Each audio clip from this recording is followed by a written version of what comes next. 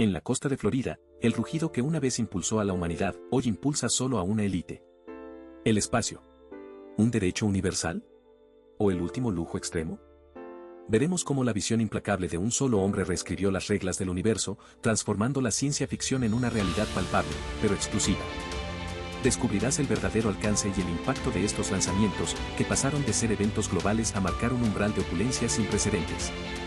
Entenderás por qué el lugar más sagrado de la exploración espacial, el mítico 39A, es ahora el epicentro de una nueva frontera donde las leyendas Apolo se mezclan con una ambición ilimitada.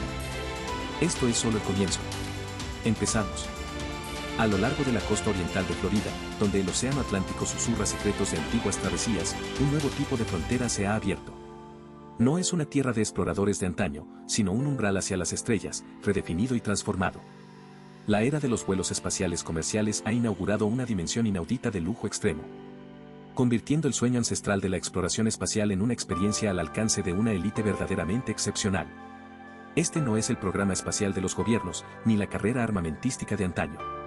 Esto es un espectáculo de la modernidad, una manifestación del ingenio humano impulsado por la visión y la ambición. Y en el epicentro de esta audaz transformación se encuentra SpaceX, la compañía que ha desdibujado las líneas entre la ciencia ficción y la realidad. Su ingeniería visionaria, ideada por un liderazgo incansable, ha hecho posible lo impensable, la frecuente ascensión de cohetes gigantes hacia el firmamento. No solo para la ciencia o la defensa, sino para inaugurar oportunidades únicas, selectas y sin precedentes.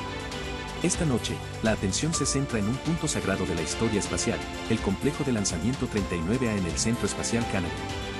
Desde aquí, los gigantes del programa Apolo se alzaron hacia la Luna, forjando leyendas.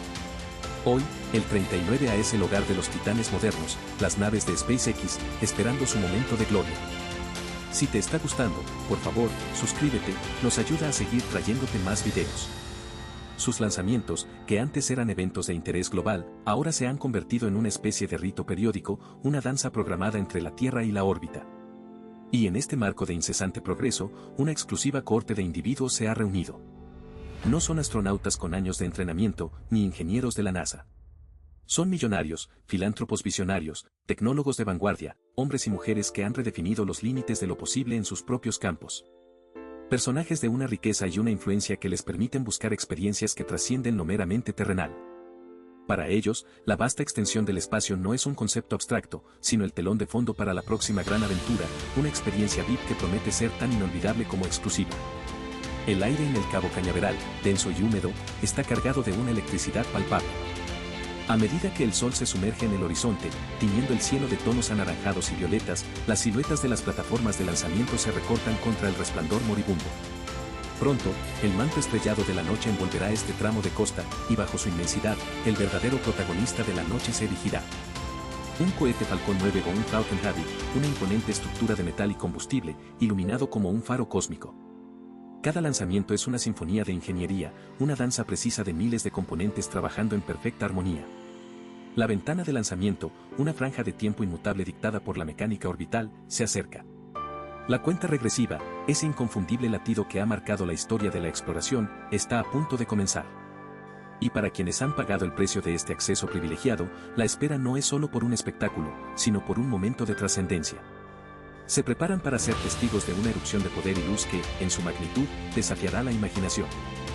Pero incluso en este oasis de lujo y privilegio, la inmensidad del desafío, la brutalidad de la física y la delgada línea entre el éxito y el fracaso, se ciernen como una verdad ineludible bajo las estrellas.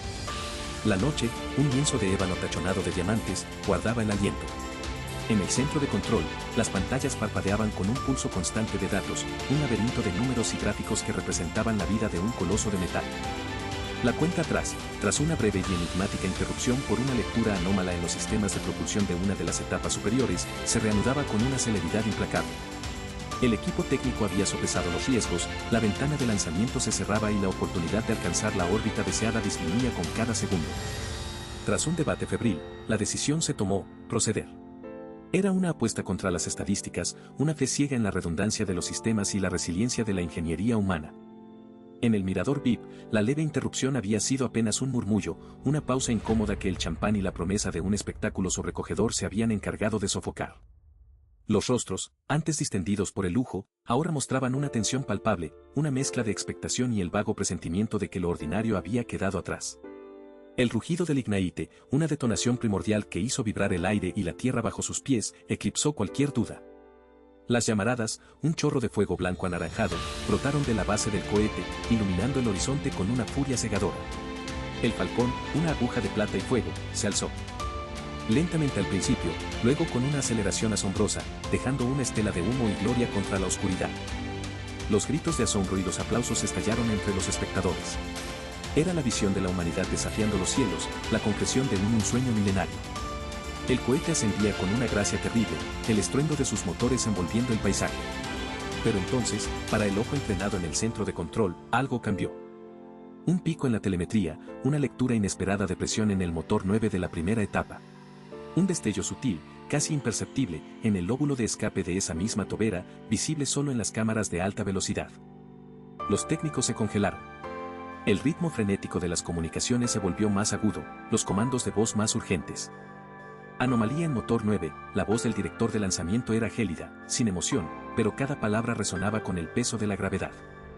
A 70 segundos de vuelo, y a una altitud de 25 kilómetros, la situación se deterioró de forma dramática. Lo que al principio fue un pico, se convirtió en una caída brusca de rendimiento en el motor afectado. La pantalla principal en el control mostraba el vector de empuje desviándose. En el mirador VIP, el espectáculo visual también sufrió una alteración inquietante. El penacho de fuego del cohete, que había sido una columna uniforme y poderosa, de repente mostró una asimetría. Una franja más oscura, una interrupción en el flujo de plasma, apareció en un lado. El rugido, que había sido un sonido unificado y ensordecedor, comenzó a fragmentarse en un estruendo más errático, como si una bestia gigantesca estuviera luchando contra un grillete invisible. Las cámaras captaron el momento exacto, una explosión secundaria, contenida pero visible, surgió del flanco del motor afectado. No fue un estallido cataclísmico aún, sino una liberación violenta de energía. El cohete, hasta entonces un ascenso vertical implacable, comenzó a girar lentamente sobre su propio eje, un bailarín herido en el escenario cósmico. El director de lanzamiento, con la mandíbula tensa, dio la orden final, RSO, activa. El Range Safety Officer, el oficial de seguridad del polígono, no dudó. En el control, un último parpadeo de datos confirmó la orden. Su misión era proteger la vida en tierra, evitar que cualquier fragmento incontrolado de un cohete en apuros cayera sobre zonas pobladas. En el cielo nocturno, a miles de metros de altura, el Falcón que había prometido un viaje a las estrellas se convirtió en una estrella fugaz, pero no del tipo que otorga deseos. Una detonación controlada, una implosión diseñada, pulverizó el cohete en una nube de escombros brillantes. Fragmentos metálicos, envueltos en la incandescencia de la reentrada atmosférica, se precipitaron hacia la oscuridad del Golfo. El espectáculo visual era sobrecogedor en su horror, una rosa de fuego que se abría en el cielo, sus pétalos incandescentes desprendiéndose lentamente, diluyéndose en el vacío. El estruendo del desintegrador se disipó. Un silencio sepulcral, espeso y opresivo, cayó sobre el mirador VIP. El eco de la explosión era más audible en el alma que en el oído. Las copas de champán, sostenidas a medio camino, se bajaron lentamente. Los rostros, antes iluminados por el asombro, estaban ahora pálidos, reflejando el fulgor distante de los restos que se desvanecían. Lo que había comenzado como una promesa de trascendencia, había terminado en una nube de cenizas y ambiciones deshechas. La inmensidad del desafío cósmico había cobrado su precio, brutal e innegable. Para todos los presentes, desde los ingenieros en el control hasta los privilegiados invitados, la noche había cambiado para siempre. Nada volvería a ser igual. El eco de la explosión se desvaneció, pero la onda expansiva, invisible y mucho más insidiosa, apenas comenzaba a sentirse. En los pasillos de las instalaciones, antes vibrantes con la energía de la innovación, el silencio se había vuelto una losa.